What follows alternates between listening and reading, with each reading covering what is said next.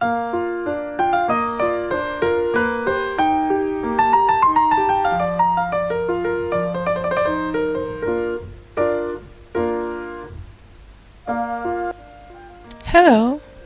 Today we'd like to continue exploring Burkina Faso weaving technique.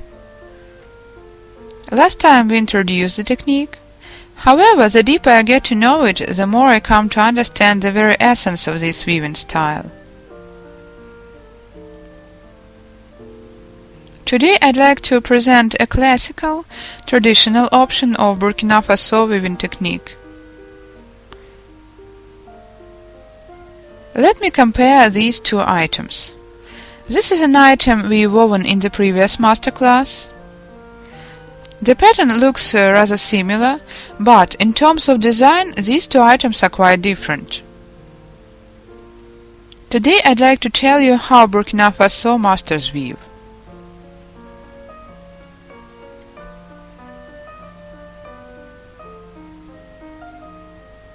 The difference is the following. Here the braid is made on poles, while this item, the poles are interwoven into the braid. The item made this way is stronger. Let me show you how to make it. It is when I realized I'd like the beginning to be neater. That's why let me show you how to achieve it.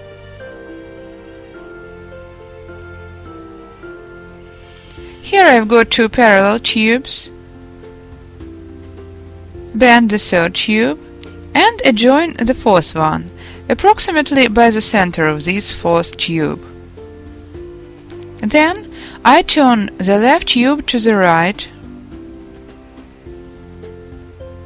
and lead the upper horizontal tube down onto it. After that, instead of joining one more additional tube, I bend the existing tube neatly and use it as an adjoined one. Next follows the difference. I don't use the tube I'm braiding with, but the one I've adjoined instead. Take a look, please. 1, 2, and lead the tube down. Then I take the next pole.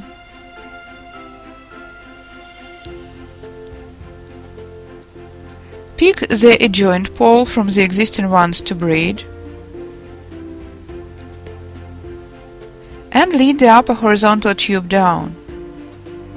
Then lead the pole down,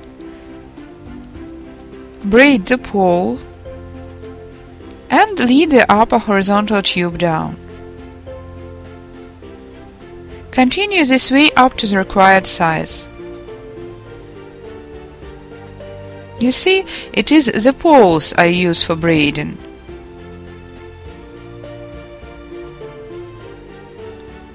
Bend the pole to adjoin it.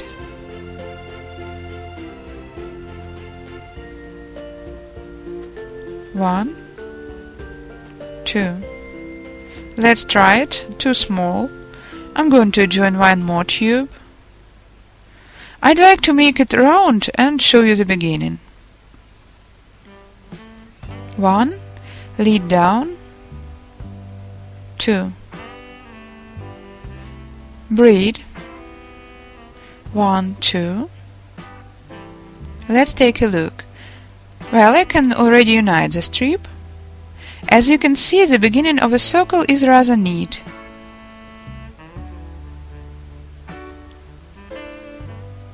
Continue weaving using the poles of the previous row as poles.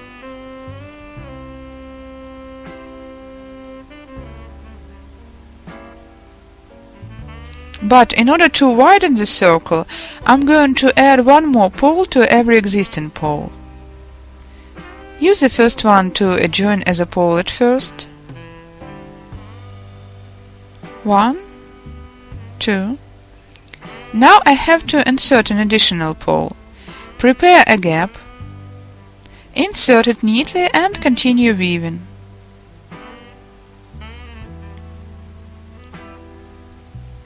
Braid a pole, turn, adjoin the next pole. Try your best to keep the intervals between the rows small. Now it's time to add a new pole again.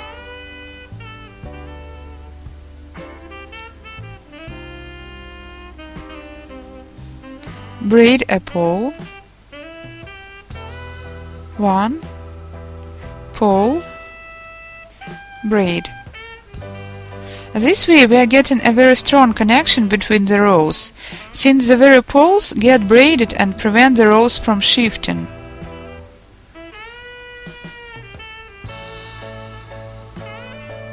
Continue this way up to the required diameter.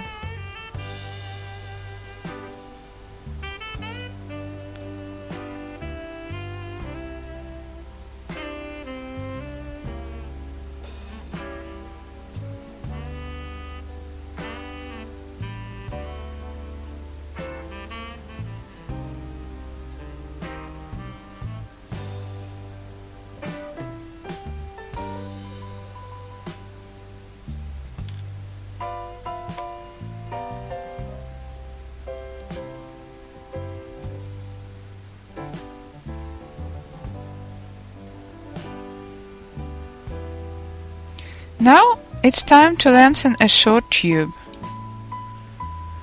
What I like about this weaving technique is that I can lengthen tubes by mere adjoining. I just put a new tube onto a short one, I'll cut off the tail later and continue braiding a pole. Now you'll see the way I introduce this pole into work. I've just enjoyed a new pole and continue weaving with it. Let's cut off the tail now to prevent it from interfering.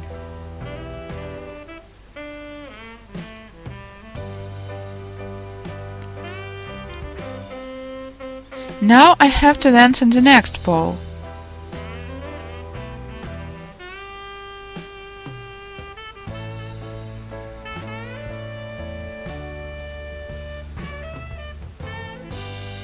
And continue weaving using the poles.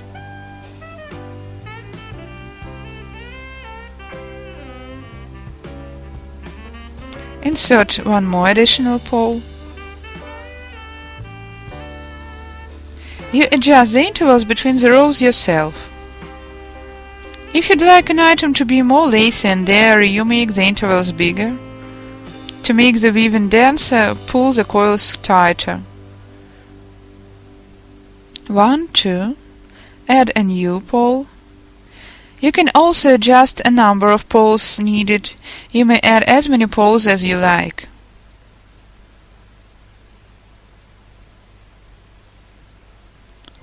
I'm reaching a point of lengthening again. One more lengthening by mere adjoining.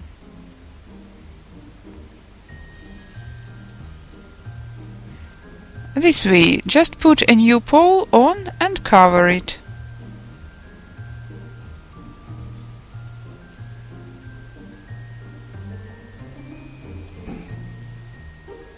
Here continues a braid, while here I add a new pole and continue braiding with this pole.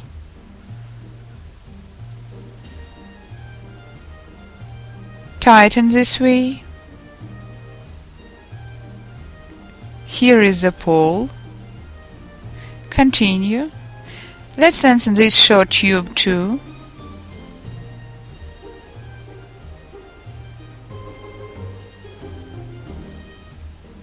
Well, at first you are likely to get confused, especially with the tubes lengthened. However, the longer I continue mastering this technique, the easier it is, just like always when you get more experienced. I am rather good at distinguishing the poles and the tubes for braiding. When you come to recognize them, there is nothing more difficult about it. I'd like to try weaving around some base. As a base I've chosen such a can. As I see, it's already time to raise the poles vertically. I already know from my experience that it will be rather difficult to reach the bottom later. That's why I'm cutting off the excessive tails right now. Since the poles are involved into braid in the following rows, they are not going to fall out. So I'm trying my best to get rid of most excessive tails.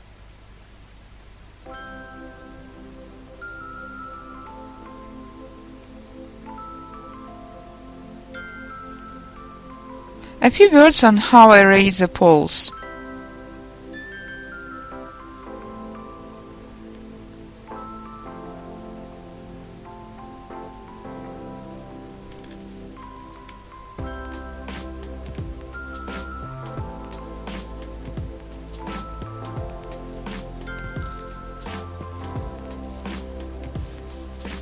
I turn the item over to direct the poles from myself. It is easier this way, and continue weaving without adding any new poles.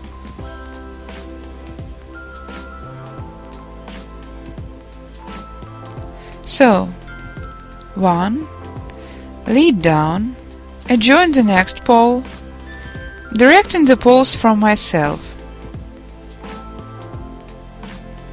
Note the following, please. I braid the poles, 1, lead down, adjoin the next pole, 1, braid, the next pole and braid it. Continue this way. After about half a row, I'm going to try it to the base to make sure I haven't pulled the weaving too tight. The tails will be cut off. Mind the intervals between the rows. Tighten if necessary.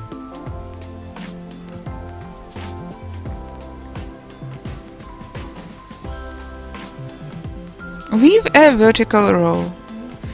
Continue braiding spirally.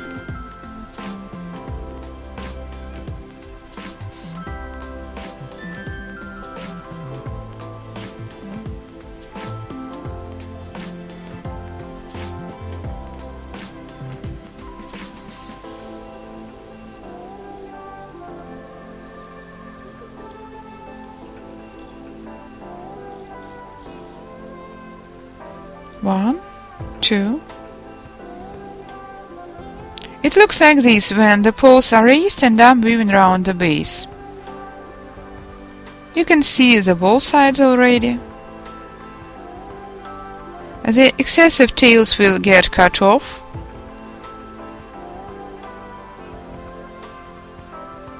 So, I'd like to draw your attention to the characteristic features of this weaving style once again.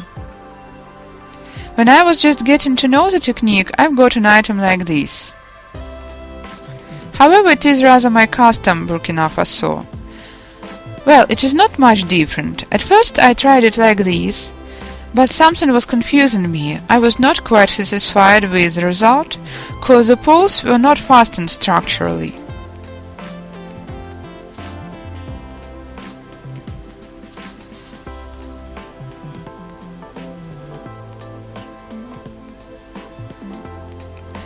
When I have started to deepen into the topic, I found out that Burkina Faso masters fasten the poles into the braids. As you can see, the pole is involved into the braid,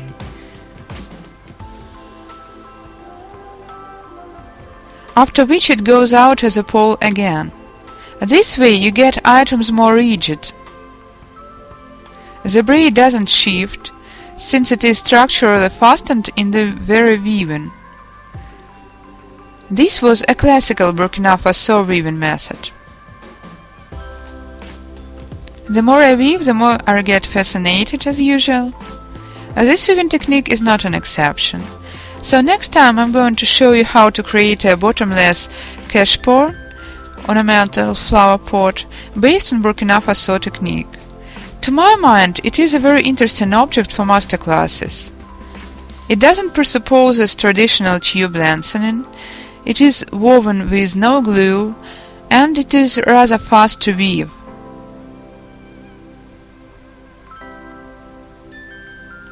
So I find it a very nice option for our tutorials.